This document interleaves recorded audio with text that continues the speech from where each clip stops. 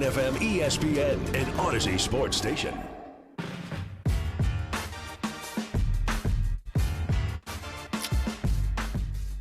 $117-116. The Grizzlies fall to the Oklahoma City Thunder tonight. What are you laughing at? I'm not laughing. I don't think I am laughing. Maybe I am. Because what did I just watch? You have to laugh so you don't cry. This is the double post. After a 2-game absence, I am back. John Roser, Bennett Doyle's here. Jessica Benson, here she comes, moping her way into the studio. Here she is. What? Here she had to drag her in here.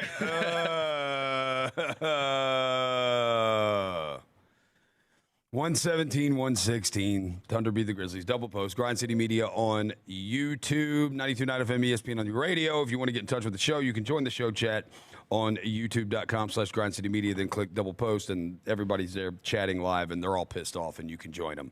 Or they're all depressed, and they're all upset, and you can join them. Or you can call in at 901-445-0929. 901-445-0929. Man, there's a ton to take from the. I don't know. Big picture, I don't really know, but the first half was amazing. The ball popped. It's moving around. Yeah, the Grizzlies are flying around. They had, I tweeted out, 22 assists on 24 made shots in the first half. Absolutely amazing, super fun to watch. And the second half, the game was grounded to a halt. In the second half, and it became fouls and free throws, and that obviously benefited the Thunder. And then I think some stuff at the end that happened there. I have said multiple times, I still don't think our coach best yet knows how to use challenges. And I think that one tonight when you only had one timeout left with a minute left was probably the wrong time to use that challenge because you needed that. And it turned out you needed that timeout. You needed that timeout. You needed the timeout. Yeah. I thought that when it really got tested, there was it was 10-20 left. And there was the take foul on Jalen Williams.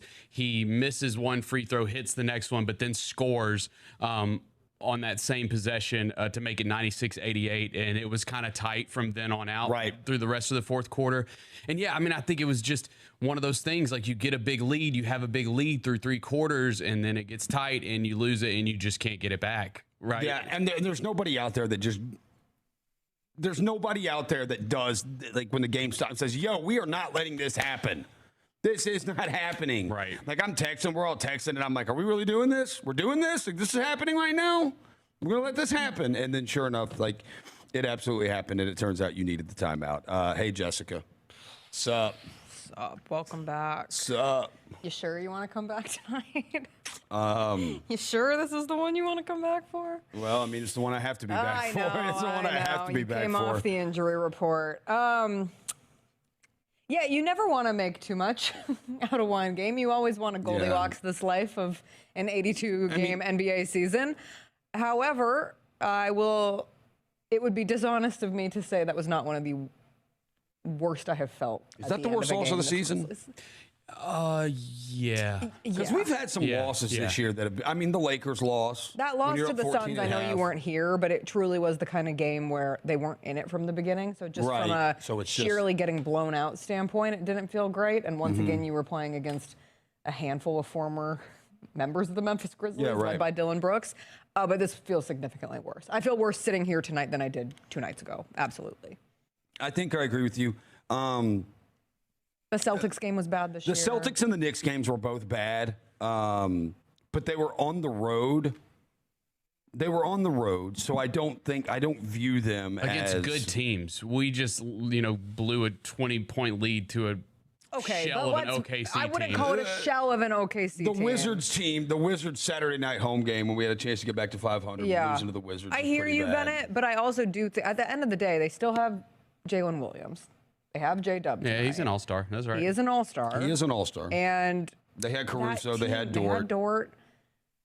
that team is built to be. How many times have we said watching a game against the Thunder, just insert one of those players who, you know, in their normal circumstances are not the star of the show, but they'll go off for a big night. Yeah. I did think, like, Elliot Perry and Eric Hasseltine brought up a good point back when things were fun and the Grizzlies were up 21.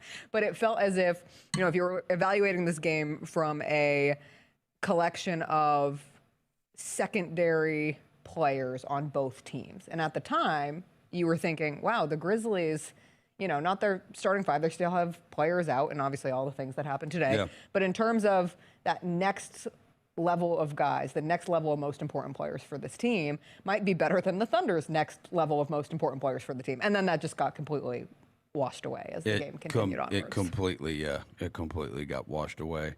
It's raining outside, so like literally. Yeah, really, literally got washed away. 901. Lang's on the line. He's the host of the warm-up show. What's up, Lang? Just dropping it into my lap, huh? Just gonna. Yeah, go for it. You go for it. I asked Jessica if I had to call in, and she said yes. Because I was like, do I have to call in? And she said, yeah. Like you guys said, the first half. Talk as long as you want. All right. The first half, I don't have a lot to say. The first half, we looked great. Second half, we looked terrible. I mean, even up until there was like 6-7 minutes left, I thought we had the game. I thought we could hang in there.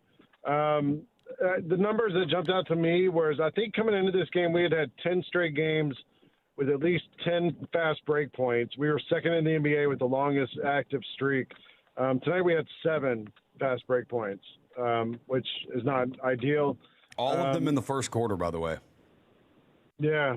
The challenges that you guys mentioned, I don't know why they didn't challenge the foul that was called on Jaren in the post, the clear-out foul, because he was clearly held by 2 arms all the way around him before that foul was called.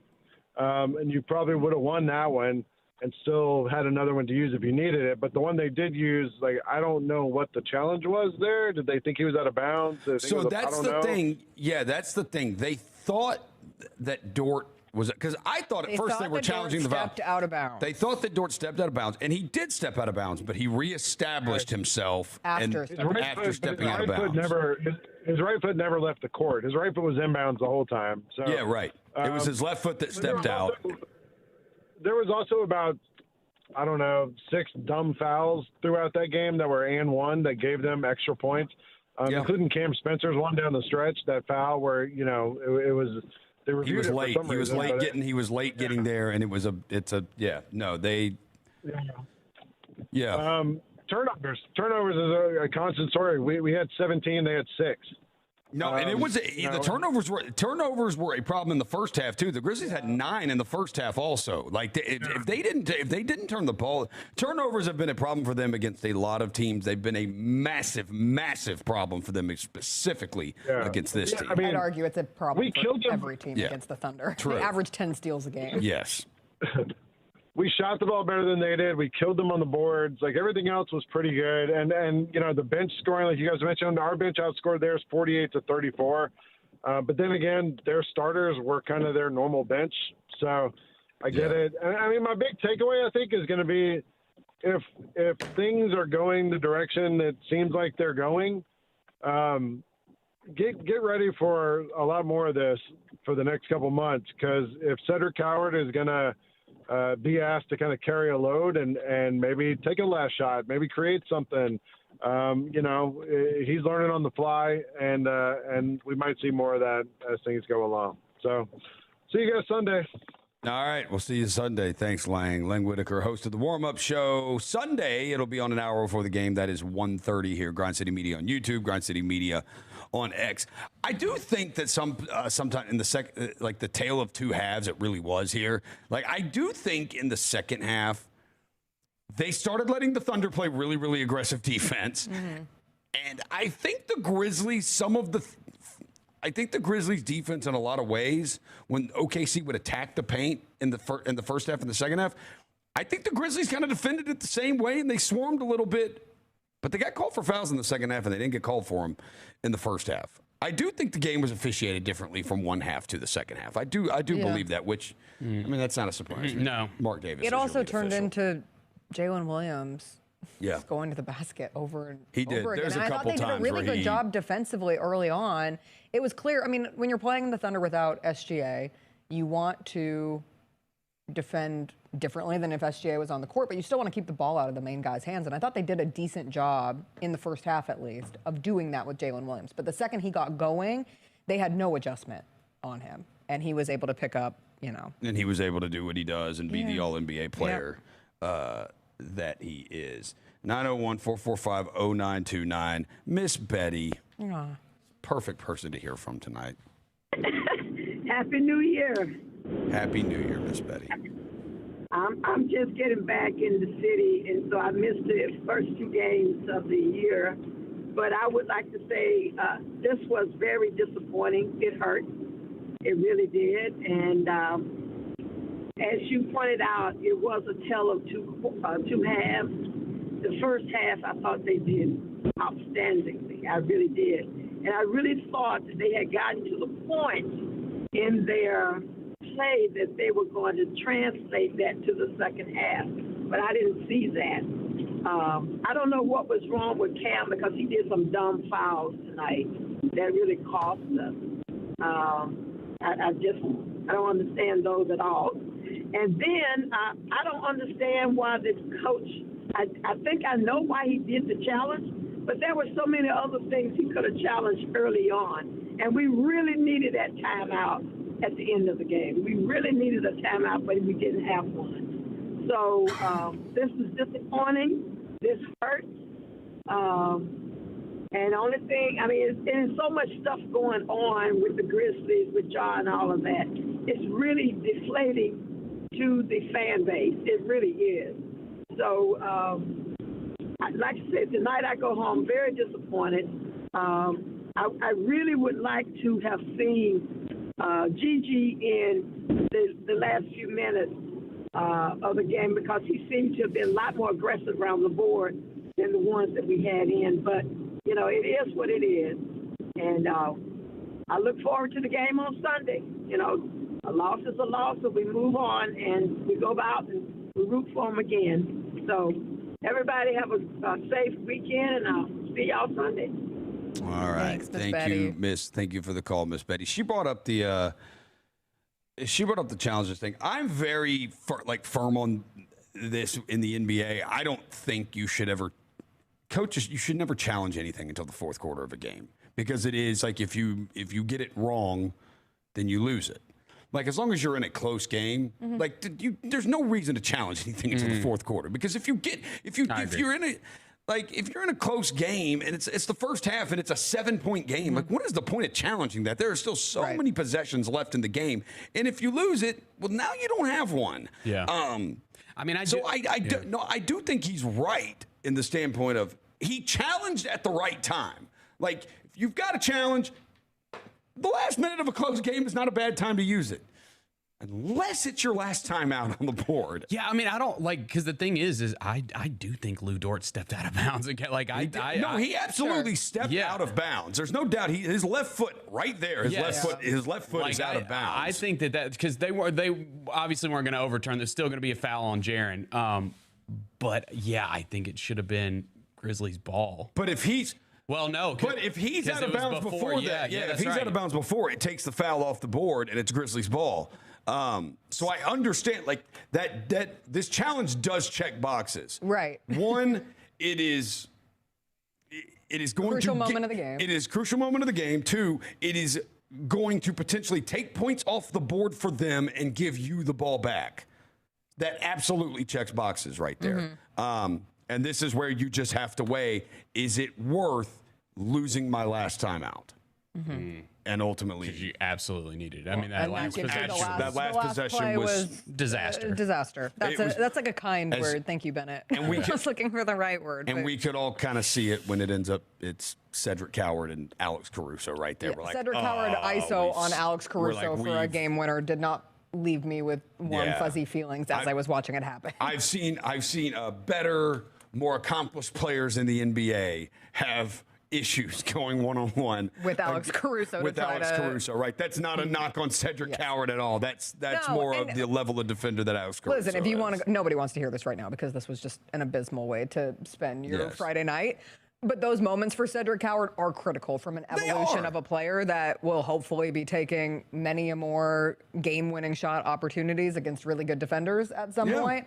But this went poorly this time around. Yeah, and have the ball in his hands. He's going to be somebody who's going to get the ball in his hands more. 901-445-0929. Johnny, you're up. What's going on, guys? Hey, what's up, man? Hey, man, I got a few points, man, then I'll let y'all go. I know y'all want to get home. Man, this is messed up. We've lost 16 in a row to this team. Yeah, it's not fun. Okay, and so they've had 23 comebacks on us, and we were up 21 tonight. Okay, first of all, got a lot of things to say. Why is Ja on the bench? We released a press release today, or Shams broke it, that Ja is going to be traded. All right, he shouldn't be on the bench. We're up 21. Coach had second and a half to adjust to them going small. We couldn't do it. So in my opinion, if Ja's going, the coach should go too. Okay. And then I knew we were in trouble when I watched this guy that was sitting right next to the Thunder bench wearing sunglasses the whole game, wearing a Grizzlies sweatshirt. And I felt like we're at a funeral. And, I mean, here's the conspiracy theory, and I'm not a conspiracy theory guy, but this is what I'm going to say. I think we're tanking this stuff to move it to Seattle. And, I mean, I don't know how y'all feel about it. Jessica, I know you'll feel fine about it because I know you're on the No, I would not. But yeah, nobody would. Nobody would feel good about it. Thank you for the call, Johnny. We're not going to the phone going in and out on the conspiracy theory call was like perfect. It was like the perfect static interruption. Yeah, that's perfect. Yeah. Look, I mean, the report was the report, but like the I don't think it means they're moving the team to Seattle. That's not an extrapolation of one shot. Do you know how? Like I would say, you're asking why is Ja on the bench? Like the report was like the Grizzlies are for the first time like open to trading. Like it's open. They're open to it. That is the report. But if you're asking why is Ja on the bench, then just because that report came out, then I would ask, why is Giannis still playing for the Bucks? Because there's been a million things come out about him, and he's playing in games. Well, and Trae Young was on the bench for the Hawks. Right, Trae Young was on the bench for the Hawks. And he knew he was getting traded.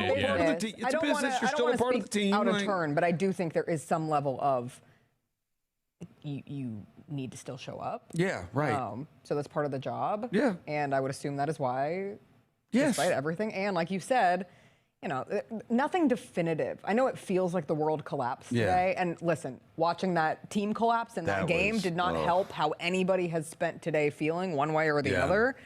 But nothing definitive happened today. So put a little bit of a breather on the complete doomsday scenarios. Would you move Jalen Wilson to the bench? I wanted GG in at the end of the game. I wanted Vince. I wanted Vince, but I wanted GG in as well. I sat next to Lang and I said the same thing. I was like, can we put Vince or GG in? That was a bad night for Jalen. He's had a tough go of it lately. But yeah, that was a rough night for Jalen. But I wondered if a move to the bench might help him out. Just, reinvigorate him, get him going. You never know. It can help some guys. So what was the KCP thing? His jaw? Yeah, he got elbowed in the jaw. Took it. That sucks. And that was, again, like a lot of little things equate to the Grizzlies letting go of this game, but we have seen just the importance of Kenny being there to organize the bench. And he was in pain. I saw him he grabbing was not his face. Yeah. So hopefully it's nothing serious. Hunter, you're up. How many times have we said that this season? Yeah, right. Hopefully it's nothing serious. Hopefully it's nothing serious. Hunter, what's up, man? Hey, guys, you got me? Yeah, I got you, man. What up, dude? Man, I feel like y'all are being, rightfully so kind. Tonight was an abject coaching disaster, though. It was a disaster. And obviously, as a fan, you're sitting there the entire time with everybody's wearing Ja jerseys and Ja shoes. Both my kids are wearing Ja shoes, and it's just like, man, it feels tough to have this thought that you're having to almost pick sides between like coach or superstar. I know that's not, I mean, in a vacuum that's not real, but on some level it is. And, you know, we all know everything went sideways when the front office got involved with Taylor Jenkins' coaching staff. They basically neutered him of his assistant coaches, and that's when everything changed, even though we were the 2 seed before. What I would like to see happen is just let cooler heads prevail. Can everybody just be patient? Can we please get our roster actually, and then just see what happens? That's what I would like to have happen. Mm-hmm. I just want to have the team that we actually have and see where the chips fall. That's what I want, because, man, like, tonight didn't bode well for Isolo. That was bad, y'all. So bad. But I love John Morant. I know he's had his troubles, but, I mean, I would still ride with him. And I think that the roster climb and actually put together was a good roster. I just want to see them play together. That's it. So, yeah, right. I think that is the most fair take. Agreed. That any rational person can come to the conclusion of. Yeah. I just wanted to see this roster. I just want to see. I think that's roster. what we've said on several of these shows. Like, yes, you want to see how this will look together, and the limited. We don't know. We're running out of time if we're going to get to see it. Right. We don't. You know, the limited time that we have seen the majority of the guys playing together, it's looked like, I mean, that first 6 minutes of that Cavs game, you know, like we'll always have the first 6 minutes of the Cavs game. Yeah. And even just the Edey games in general, we're 7-4 in the Edey games, and it's like, okay, we look like a team with an identity in those games. Mm-hmm. We look like we have an identity. We played slower. We crashed the glass. We played really good defense. The offense was still not amazing, but our defense was great. And it's like, okay, so we got an identity, though, but that's what we're going to be, and that's cool. Is it going to win us a title this year? No, not. But established style of how we're going to be playing when Edey was in there, and it feels like everybody was kind of bought in around it, but then we never got to. And then when Ja came back, Edey got hurt. Or Edey got hurt, and then Ja came right back, and you just haven't gotten to see it together. And we still haven't seen Ty Jerome yet, which hopefully we'll get to see that soon, because we're kind of in that 6 to 9 week window. 901-445-0929. Daniel, you're up. Hey, thanks. First of all, thanks for taking my call. I saw Tomas after the game said that we don't have in the current roster a natural player who in those situations is a 3-level scorer who can just throw the ball to. But, I mean, when you're blowing that lead out, I mean, you're paying Jaren Jackson almost $300 million, close to that. I just don't understand why you just can't give him the ball right there and he can't score. I'm just having flashbacks to that Thunder series where he's getting guarded by Caruso. You need a bucket. It's a one-possession game, and he can't get it for you. So, and then is there any update on when we could see Ty Jerome? Because obviously that was one of the off-season moves that everybody was excited about. And if he did come back, do you think he would be in the starting lineup, and would they send Wells to the bench? Because I'd kind of like to see, I mean, we might not even see it, but a Ja, Jerome, and Coward starting at the 1, 2, and 3. And I'd just like to hear what y'all have to say about that. Thank you. Yeah, thanks for the call. I'd love to. I think, look, we just still don't know on Ty, but we're in they said originally 6 to 9 weeks return. It was 6 to 9 weeks return to play, and we are in that window now. Yes. So. And the last time Isolo was asked about it was pregame before the Spurs game, and was non-committal on a specific timeline, but said that he was practicing. He's practicing, yeah. Man, that was a bad calf strain. But no, I would totally be down to have Ty Jerome in the starting lineup, like, for sure. I mean, never mind. I'll save that for another day. Mm-hmm. Jordan, you're up. What's up, John? Hey, what's up, Jordan? You guys hanging in? Yeah, man, we're good. Look, man, we're built for this. Hey, at least I'm not an Oregon fan and a Grizzlies fan. Yeah. Because if those exist out there tonight, you had a miserable evening. Man, Indiana's a machine. Yeah, we can. If that makes you feel better, we can talk about Cignetti. No, I was just going to say it's a weird deal because, you know, I have previously been on this show calling for Kleiman to be fired, which I was told was not funny. So I will not say it again, of course. But, it's not funny, Jordan. No, it's not funny, and I didn't say it just now. But I think there's a frustration right now where it's like it's a one or the other thing. We need to understand that we can hold two thoughts here. We failed to build the roster in 2022 after the playoff run, and we got worse, okay? But also, like, fans have to understand you can't build around a guy that is not available, who is inefficient, and has attitude problems. Like, maybe pick 2 out of the 3 there, but, like, we can't have all that and try and build a franchise around that. But you can also be frustrated with what the roster has become. So in a world of the hot takes, I think we need to bring the rational takes and say you can hold both those at the same time. And you can also be sad that Josh's going to be essentially shipped out. That's awful. But, like, this thing has become completely untenable, and I understand there's emotions tied to it. But I think it's the best thing moving forward. All I'll say is this: draft class looks awesome. All right, draft class looks awesome. I'll leave you with that. Thank you, guys. All right, thanks for the call, Jordan. I think that was very fair in how he put that. I do. I think that was very fair. You can have 2 thoughts on things. Both things can be true. You could have 3 thoughts, and all 3 can be true. And either way, it's kind of the news we got today. It sucked. It did. It stunk. Oh, it is. It was a complete dagger to my heart. If I want to go the full heart route, we can have the logical conversation. I think it is all something that none of us were surprised by with how this has gone this year. Like, I don't think we were not surprised by that. You know, it still surprised me. Really? I can sit here and say rationally, did me too. You can make the case of why it would not be surprising, and yet ultimately completely threw me off. I think I was not surprised because we just saw Trae Young get dealt, and then the questionable 3 straight games. Game time decision Wednesday. It was a weird week. It was definitely weird. And then ruled out tonight. That's why it's like, wait, what? This is. So that's why I was not. As surprised by it. I just kept talking myself into random other, like, the promotions for the NBA Europe game came out, and it's just everything.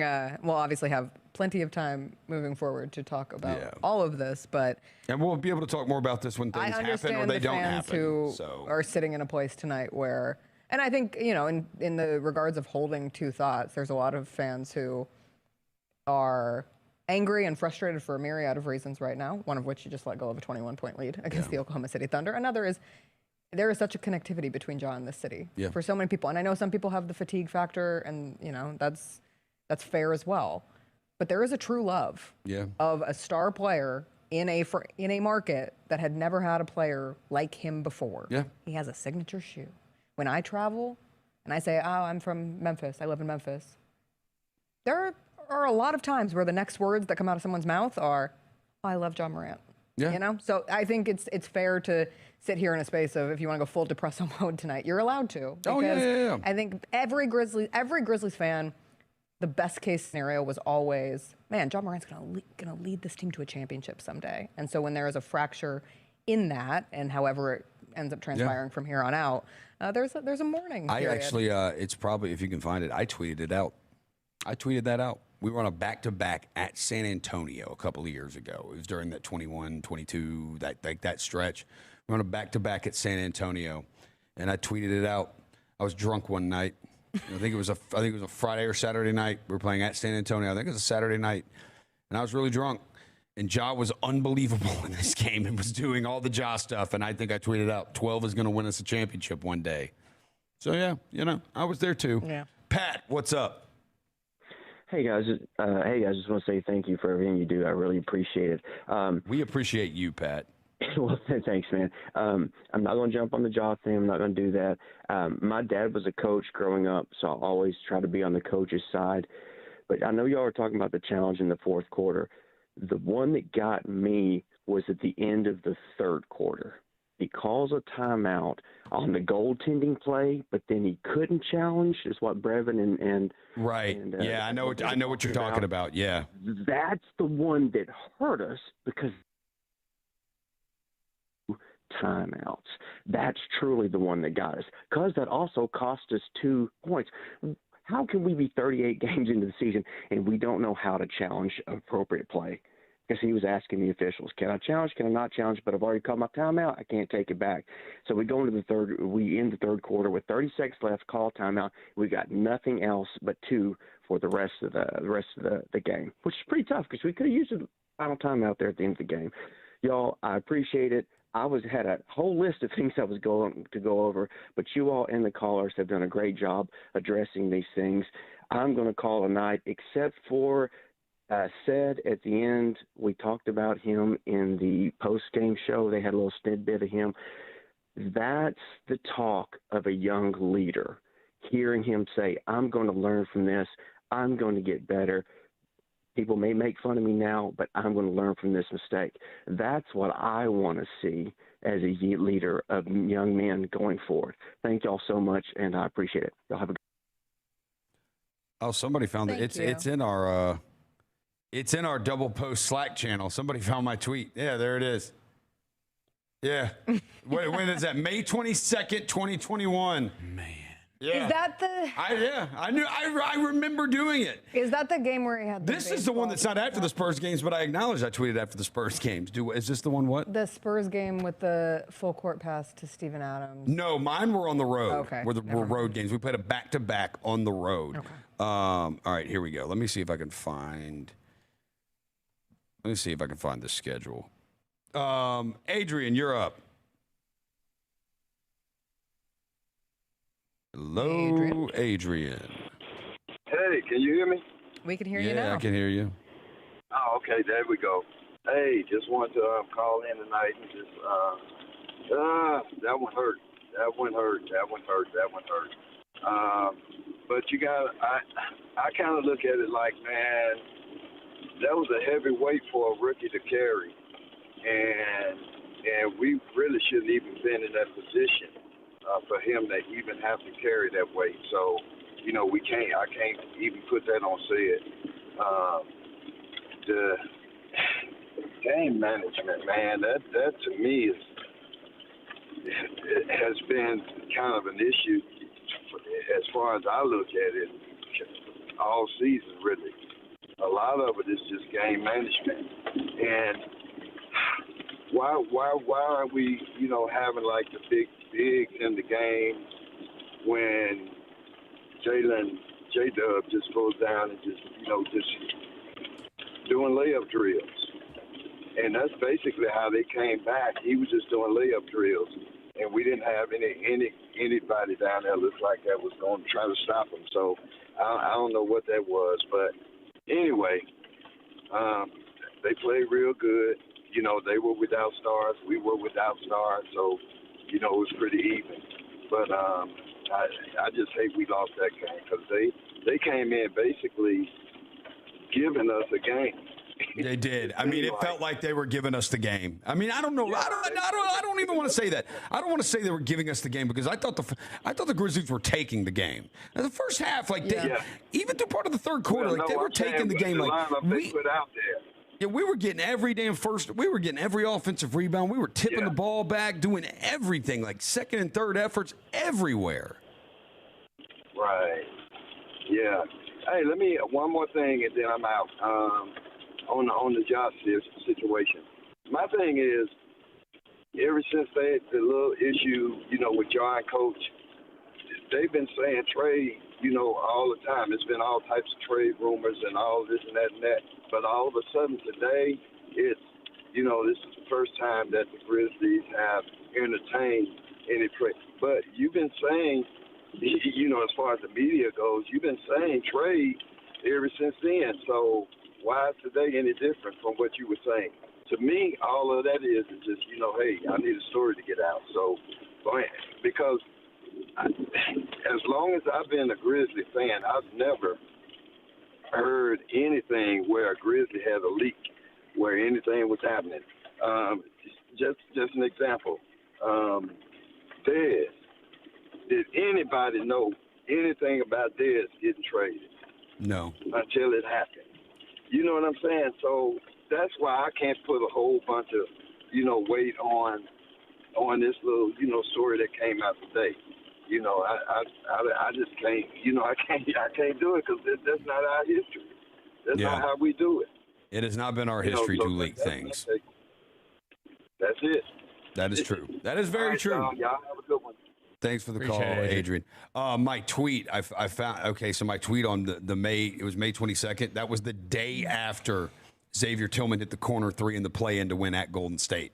It was that when the Spurs games, when I said I tweeted it after the Spurs games earlier in the year, we played a back-to-back at San Antonio, Saturday, January 30th, and then Monday, February 1st, and it was that Saturday, January 30th. We won 129-112, and then the next one on Monday, we won 133-102. Like, we beat their ass in both games. Just real quick to what he's saying about the report. I mean, all I would say is Shams doesn't just kind of put things out there. Like, he typically, when he puts something out, it's it's I'm with you. He's not putting that out to just put it out there. Right. Like it's absolutely very real that you're seeing on like Legion. Oh, come on. Hold on here. Someone in the chat saying I also picked the Jets to win the Super Bowl. Let's ease up there. No. Let's not go that far. Come on. Don't put that on me.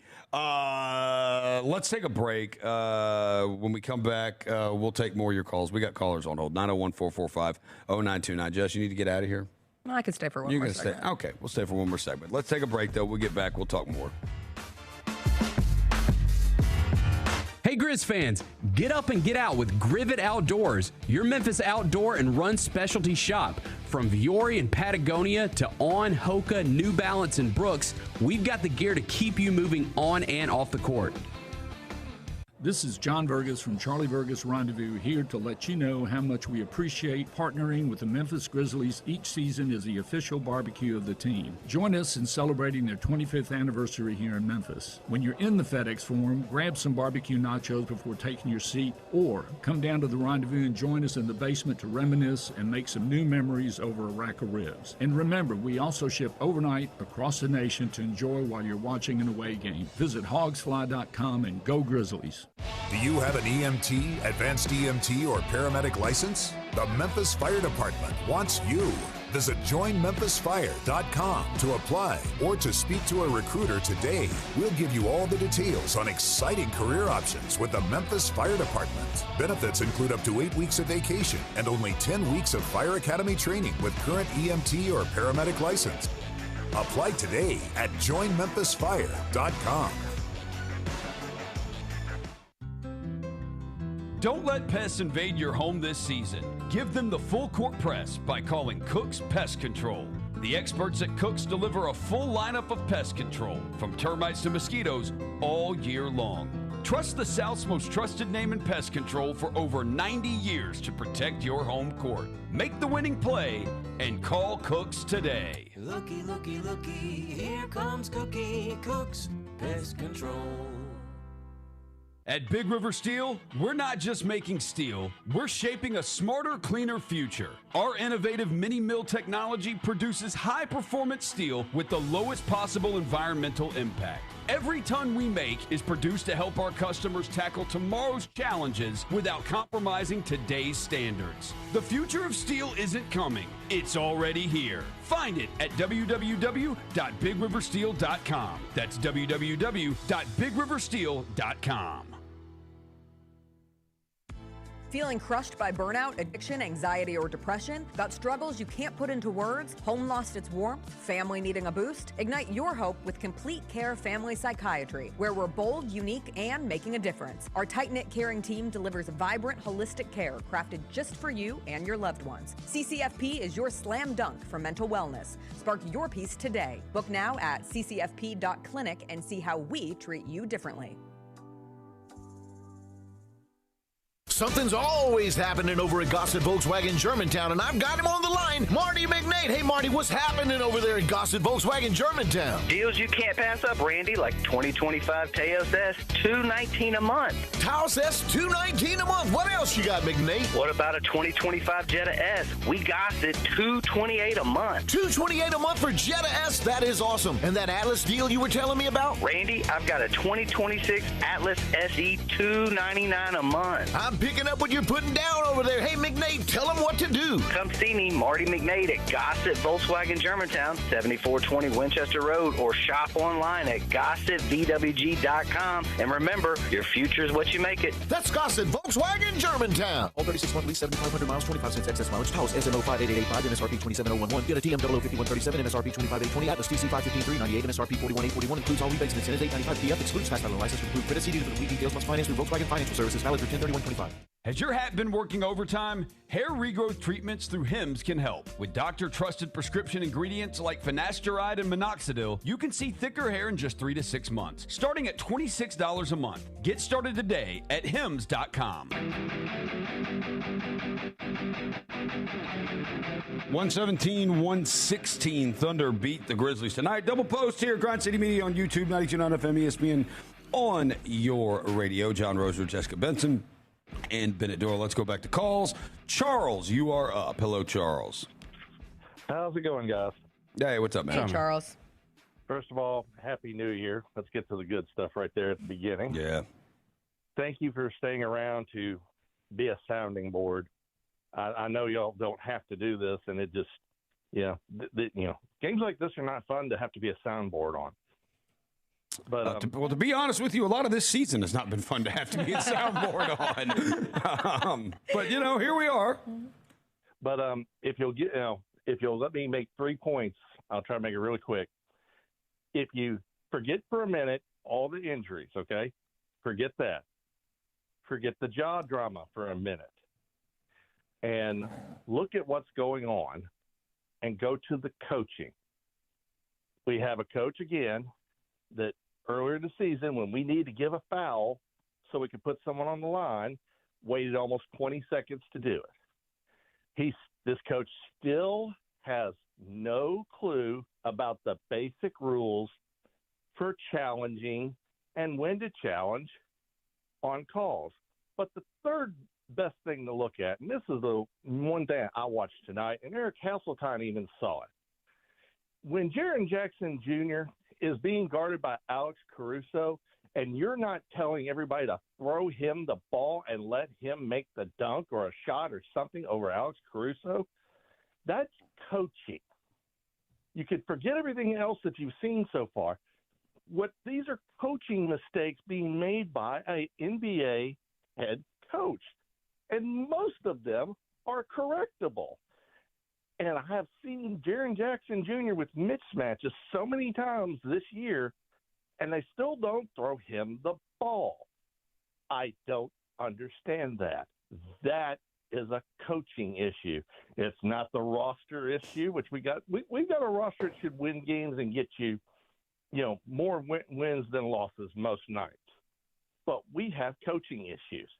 And if you don't know what to do, with doing a challenge or when to tell a player to foul somebody, and you can't notice an almost 7-inch difference in height mismatch,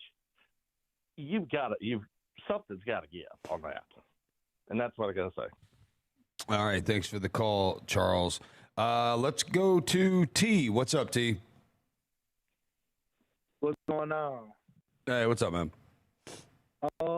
The last dude, Nick touched on what I was about to say, but I just got two questions. I was gonna ask y'all: do y'all think it's fair to say that we have a culture problem, primarily on just situational decisions from the coach?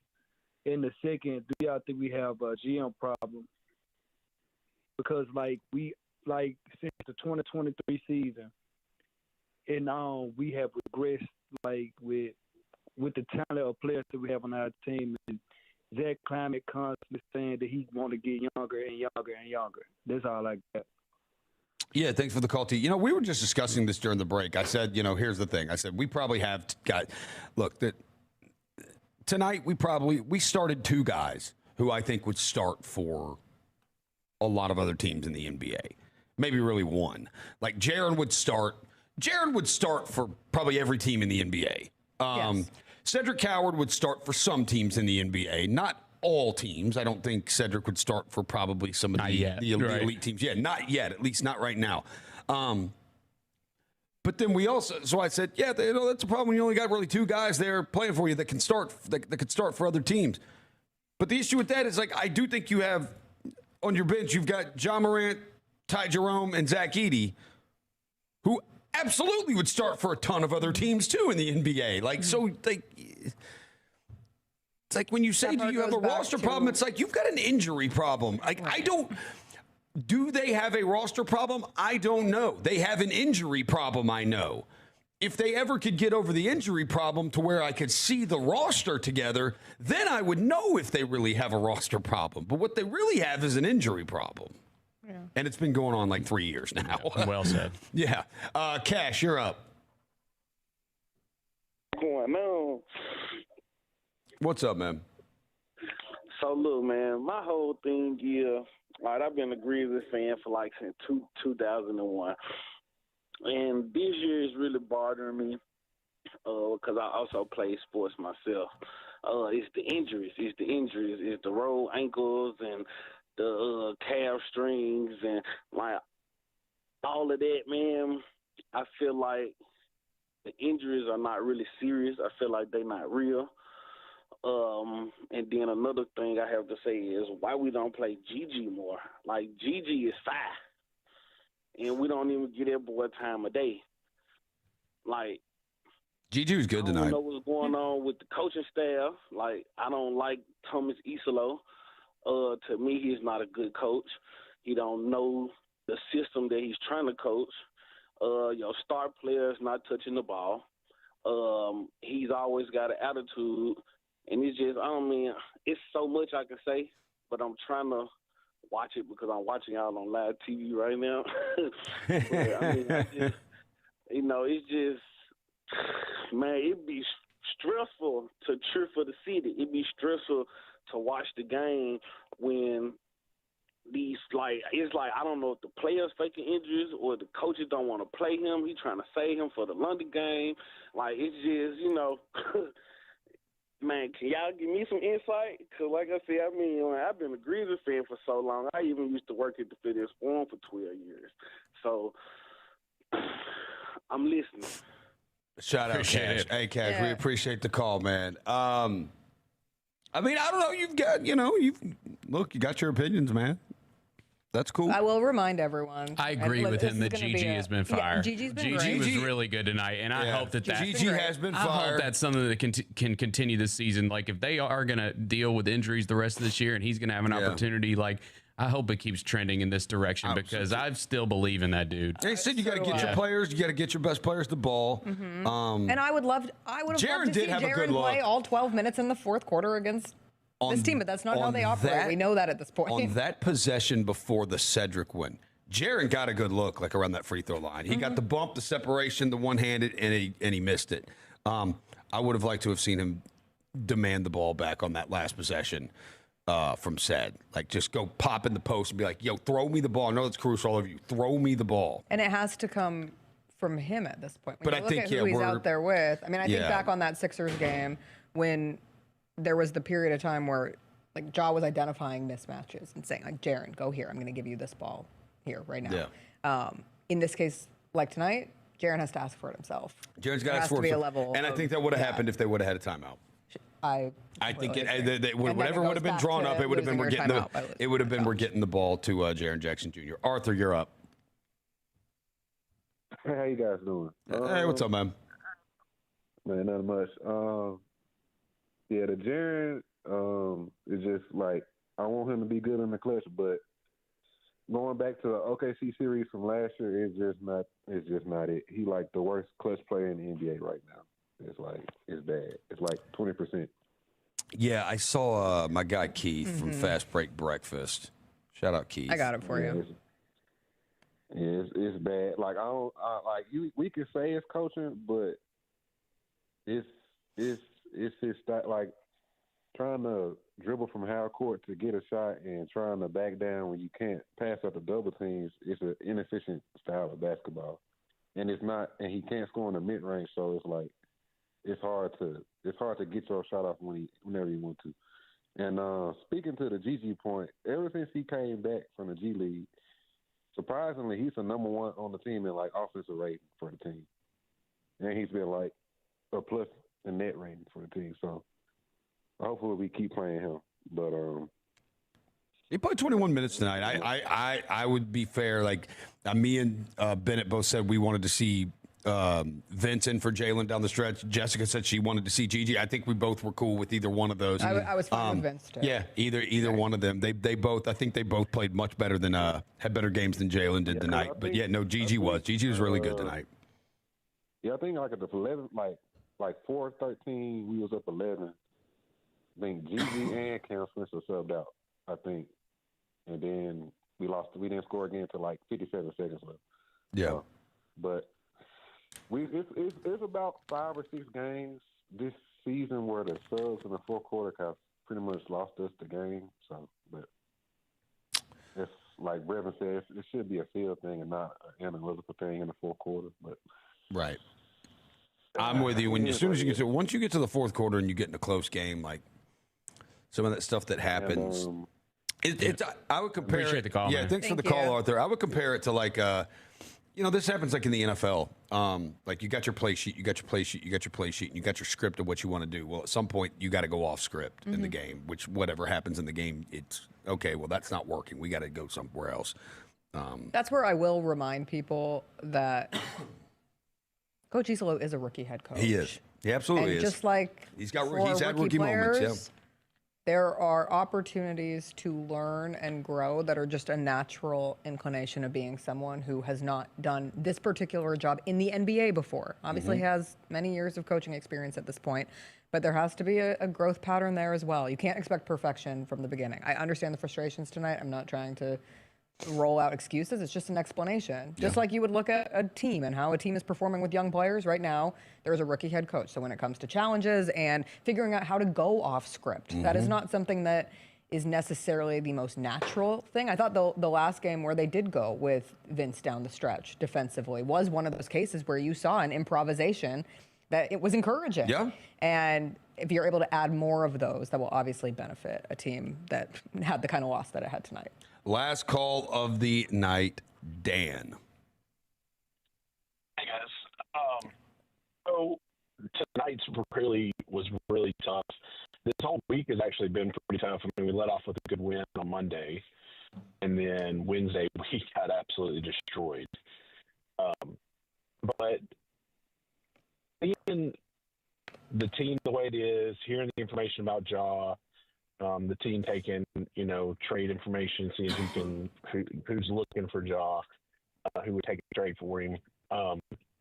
Who, if Ja goes, because right now I feel like we do not have a natural leader for this team if Ja leaves the court and leaves the Grizzlies. Who steps up? Who do you see that might step up right now? Because I other than Cedric possibly, I don't see Jaren doing it. I don't see Jalen doing it. Like, who do you see stepping up? I mean, I think you saw the leadership, at least by play, with Zach Edey.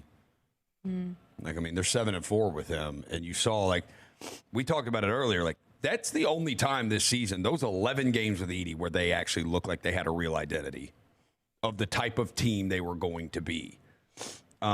You also have, whereas a lot of things without Edey, it's been like, it really has been. It's like flip the coin. What are we getting tonight?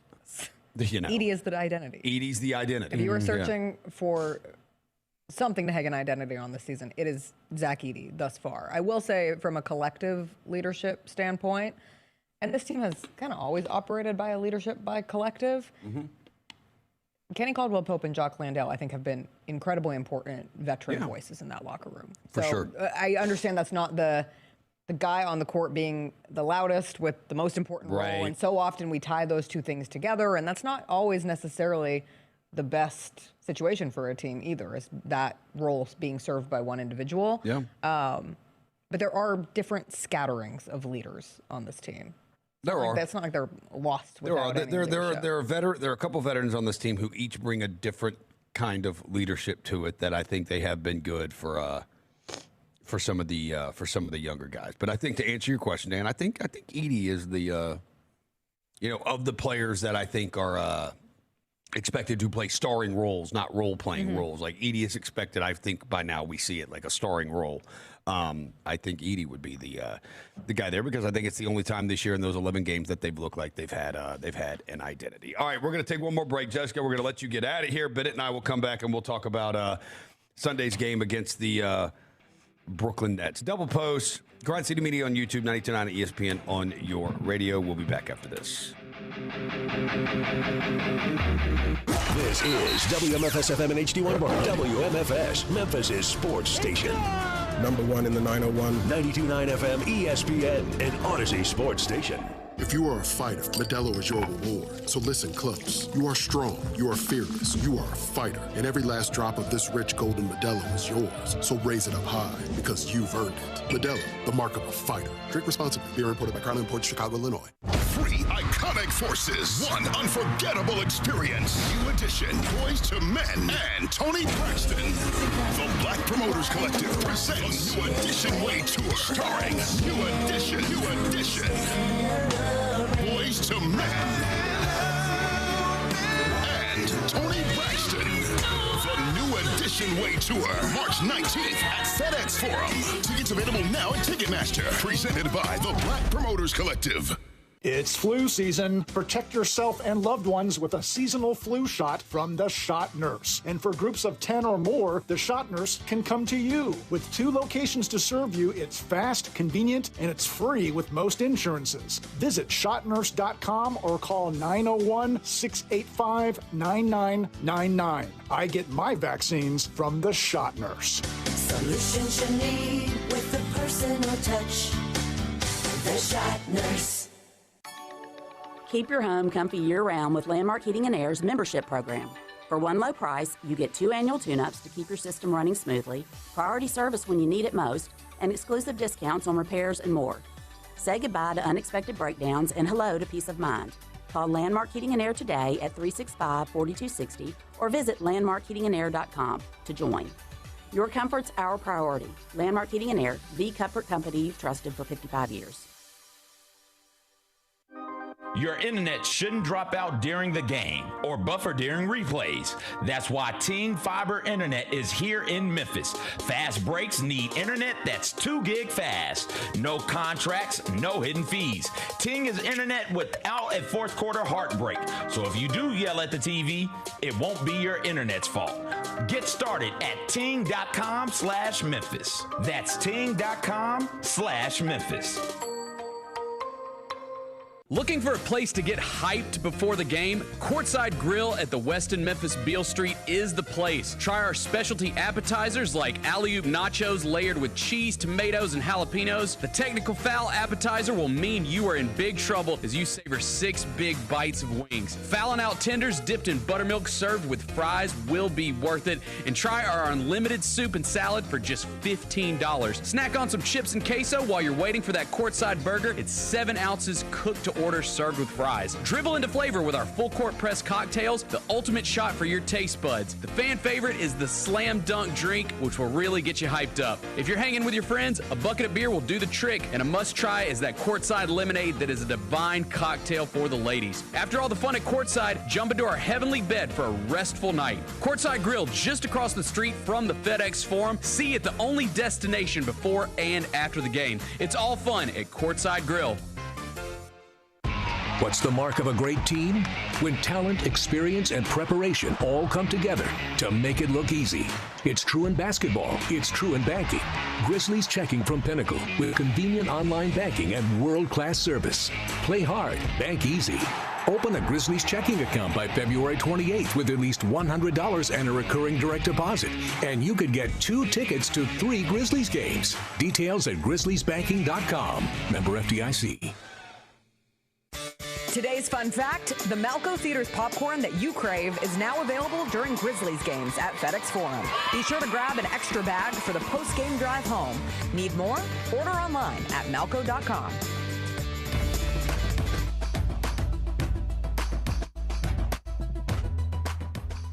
And we're back on the double post for one final segment. Thunder beat the Grizzlies 117-116. Grind City Media on YouTube, 92.9 FM, ESPN on your radio. Now just John Roser and Bennett Doyle over there. Also, I'm reading the text.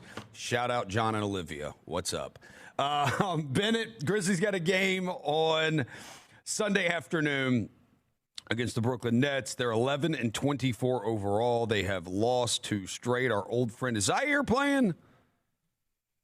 I can't sit here and tell you that. You're not watching much Brooklyn Nets ball? No, I know Michael Porter Jr. has been awesome for them this year. He has been good. Let's see. Has Z been playing? Let's see if Big Z's been playing. No, he didn't play the night. He might be hurt. So no opportunity for a revenge game there? Unless they rested him in that game. Yeah, so he can get his revenge? Well, let's see.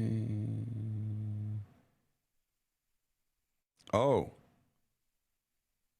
I don't know. It doesn't say Maybe he's just not playing.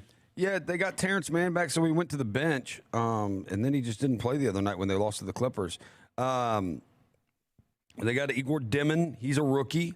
Danny Wolf, also a rookie. He plays for him. So, didn't they draft like 4 point guards? They did draft like 4 point guards. Cam Thomas comes off their bench. Obviously, he can get buckets. Nick Claxton, big center. Michael Porter Jr. obviously can get buckets. He was 0-9 from 3 in that game against the Clippers. And they got Noah Clowney. So yeah, I mean, you would. It is Family Day, or what's the I don't. That's not the moniker for it. This is Kids Sunday Day. Fun Day. Sunday Fun Day. That's right. You get a picture with Grizz. You get a picture with Grizz. You get here. Hang on. It's actually a really cool deal. It's a Sunday great Family deal. Fun Day, I believe, is what we call Fun it. Day. You get like hot dogs, Cokes. It's like $55 or something. Here, let me find. Man, I gotta find. Let me find this out now. You gonna find the Sunday Family Fun Day? Yeah, it's in the live read. So, when I saw it, it is a really cool deal that they do on these Sunday afternoon games. And we'll have one again against Denver later on in the month. All right, hang on. All right, let me find it. Carly sends all these.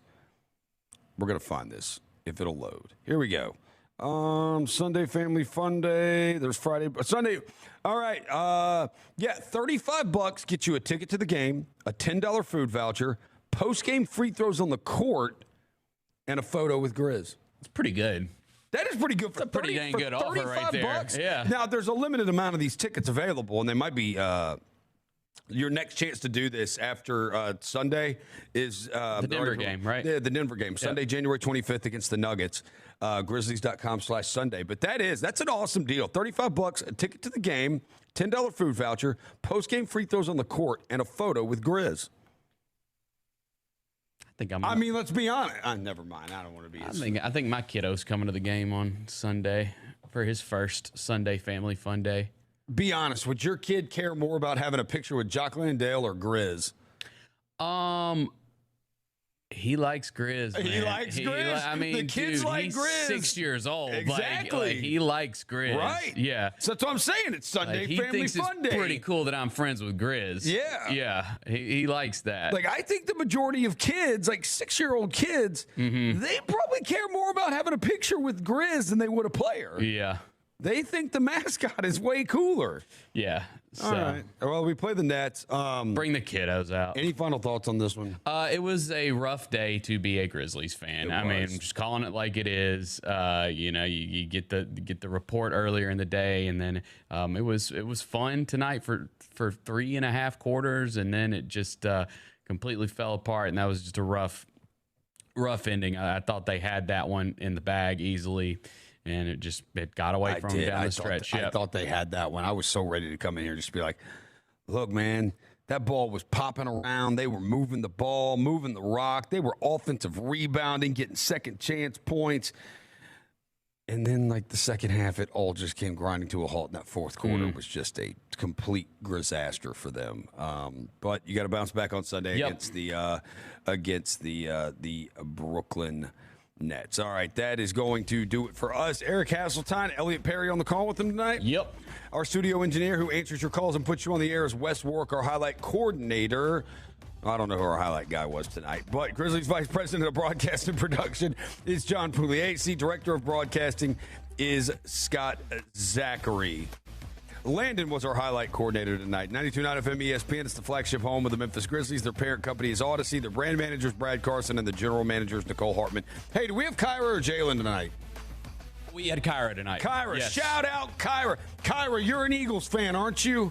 Yes, she is. Oh, boo. Mm-hmm. Sunday. Big one on Sunday. Are you here on Sunday? Kyra, are you here on Sunday? No. You get to be home watching the game. My Niners play your Eagles. I knew she took off for and that I'll one. be here. All right. Thank you, Kyra. Our next broadcast again will be Sunday afternoon. The Grizzlies host the Brooklyn Nets. Tip-off scheduled for 2:30. Jessica Benson hits the radio airwaves at 2 o'clock, and then the next double post will follow it about 30 minutes after that game against the Brooklyn Nets. And then after that, we're on a little bit of a break because the Grizzlies go to Europe. There's no double post for the Europe games. For Bennett Doyle, for Jessica Benson, thank you to all of you out there for watching and listening. Peace.